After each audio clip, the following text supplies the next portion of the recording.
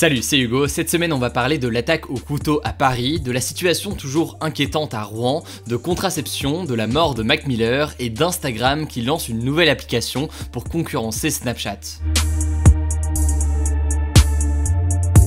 On commence donc les actus de la semaine avec cette attaque au couteau à Paris qui laisse finalement penser à une attaque terroriste. Le 3 octobre, un homme a fait irruption dans la préfecture de police de Paris et s'en est pris à plusieurs policiers. Plus précisément, armé d'un couteau, il tue alors 4 fonctionnaires et en blesse d'autres avant d'être abattu. L'auteur de l'attaque est rapidement identifié, il s'agit de Mickaël Harpon, 45 ans. C'est en fait un agent de la direction du renseignement de cette même préfecture de police de Paris. Peu de temps après l'attaque, le ministre de l'Intérieur, Christophe Castaner, déclare, je cite, que l'homme n'a jamais présenté le moindre signe d'alerte ni de difficulté comportementale. Plus largement, on évoque au départ un probable règlement de compte interne suite à de potentielles tensions professionnelles dues notamment à la surdité de Mickaël Harpon, surdité qui générait chez lui une forte frustration. Mais vendredi, rebondissement, les avancées de l'enquête laissent penser à un réel attentat et le parquet national antiterroriste se saisit alors de l'enquête. Alors du coup, quels sont les éléments qui ont conduit le parquet antiterroriste à se saisir de cette enquête? Eh bien, ce qu'ils mettent notamment en avant, ce sont les personnes appartenant clairement à la mouvance salafiste qui ont été identifiées dans son entourage. L'homme s'était converti à l'islam depuis moins de 18 mois. Des fonctionnaires de la préfecture ont aussi été entendus et notamment un qui raconte que Mickaël Harpon, en 2015,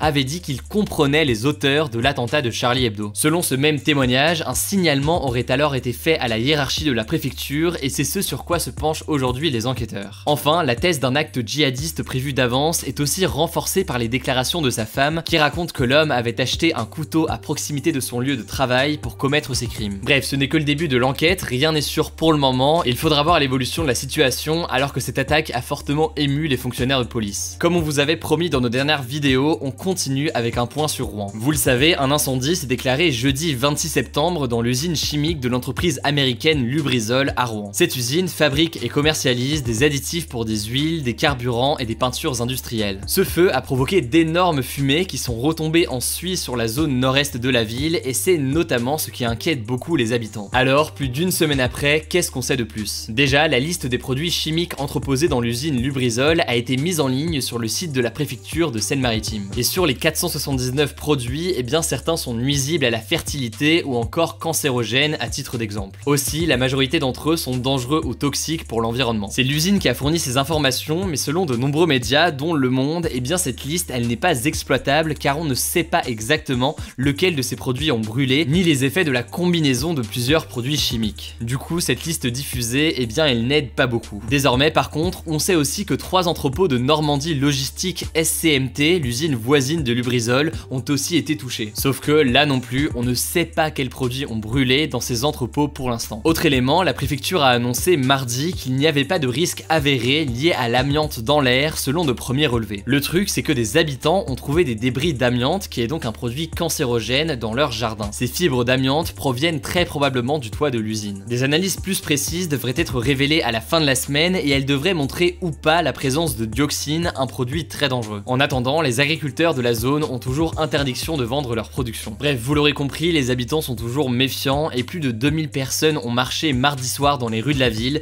pour réclamer, je cite, la vérité. Bref, on va continuer à vous tenir au courant sur cette chaîne YouTube avec les actus de la semaine et puis sur Instagram avec les résumés d'actualité quotidiens qu'on poste chaque soir à 18 h. On continue les actus de la semaine et on parle de contraception. Cette semaine, le gouvernement a annoncé qu'il voulait étendre le remboursement intégral des frais liés à la contraception aux jeunes femmes de moins de 15 ans. En gros, ça veut dire que les consultations et les examens liés à la contraception, mais aussi la pilule, seront gratuits pour toutes les mineures, quel que soit leur âge. Ce remboursement pour toutes s'applique aussi pour les autres moyens de contraception qui peuvent exister, comme les préservatifs, le stérilet, le patch, l'implant, etc. Petit rappel, pour les personnes majeures, eh bien les moyens de contraception sont remboursés à hauteur de 65% par la sécurité sociale, sauf pour certains contraceptifs comme les pilules de 3e génération, souvent déremboursées. L'objectif du gouvernement, c'est de limiter les recours à la contraception d'urgence, comme la fameuse pilule du lendemain, ou encore à l'interruption volontaire de grossesse. Car la vie sexuelle ne commence pas forcément après 15 ans pour toutes. Pourtant, les ados de moins de 15 ans doivent pour le moment assumer le coût des contraceptifs, des consultations médicales et des éventuels examens biologiques. Alors forcément, ça peut être un frein pour les jeunes qui ne peuvent tout simplement pas payer et donc finalement n'utilisent pas de contraception. Résultat, chaque année en France, c'est 1000 jeunes filles de 12 à 14 ans qui tombent enceintes et parmi elles, 770 ont recours à une IVG. Or, on sait que rendre l'accès à la contraception gratuit, eh bien ça aide à diminuer le taux d'IVG. Depuis 2013, la contraception est gratuite pour les filles de 15 à 17 ans et cette mesure a provoqué une baisse du taux de recours à l'IVG dans cette tranche d'âge. Notre quatrième actu, c'est les inculpations suite à la mort de Mac Miller. 3 dealers ont été inculpés pour meurtre, c'est-à-dire poursuivis par la justice. En gros, ils sont accusés d'avoir vendu des pilules contrefaites au rappeur Mac Miller. Vous vous en souvenez sûrement, l'artiste était mort à 26 ans le 7 septembre 2018 après avoir ingéré un cocktail mortel de fentanyl, de cocaïne et d'alcool. Cameron Petit, 28 ans, Stephen Walter, 46 ans et Ryan Reeves, 36 ans, sont suspectés d'avoir fourni au rappeur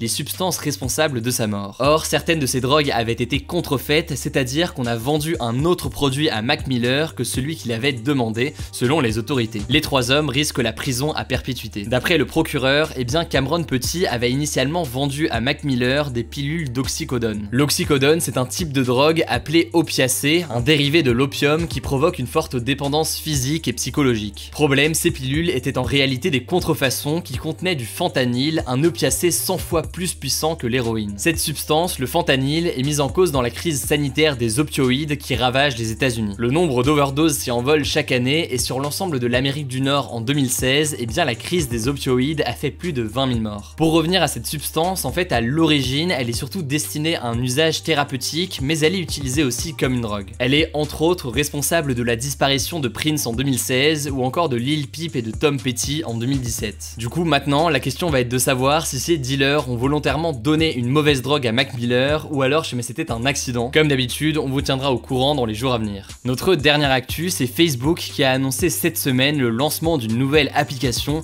Instagram Threads. Cette application, développée par l'équipe d'Instagram, permet de partager des photos et des vidéos avec ses amis proches. Ça vous rappelle très sûrement une autre application mobile, Snapchat. Forcément, puisque Threads a apparemment vocation à concurrencer cette appli appréciée des jeunes. Alors concrètement, comment ça marche? Pour commencer, on se connecte à Threads avec son compte Instagram, mais je précise tout de même, c'est bien une application à part et non pas une fonctionnalité dans Instagram. Donc ensuite, on peut choisir dans sa liste de followers ceux qui font partie des amis proches et parmi eux, on peut aussi avoir accès à nos meilleurs amis grâce à un raccourci. L'application est très simple à utiliser, elle permet un partage ultra rapide de photos et vidéos. L'appareil photo est automatiquement activé, puis on a juste à cliquer sur la bulle d'un de ses favoris pour prendre une photo et lui envoyer. Vous pouvez en plus évidemment envoyer des messages écrits ou encore publier des statuts comme à l'époque de MSN, les vrais s'en souviennent, où vous pouvez indiquer au travail, en train de jouer, etc. Attention cependant à cette fonctionnalité des statuts car il est aussi possible d'activer les statuts automatiques. En gros, ça veut dire qu'Instagram déterminera tout seul ce que vous êtes en train de faire. L'application utilisera alors certains signaux comme la géolocalisation, le niveau de batterie du téléphone ou encore l'accéléromètre. Par exemple, si vous êtes dans un café, eh bien votre statut indiquera alors automatiquement dans un café. Si vous êtes dans un train, eh bien l'application pourra indiquer que vous êtes en voyage, etc. Bref, je pense que je vous ai tout dit sur Threads, ça me paraît intéressant d'en parler puisque ça montre à quel point les réseaux sociaux ces derniers temps se tournent beaucoup vers une dimension sociale entre amis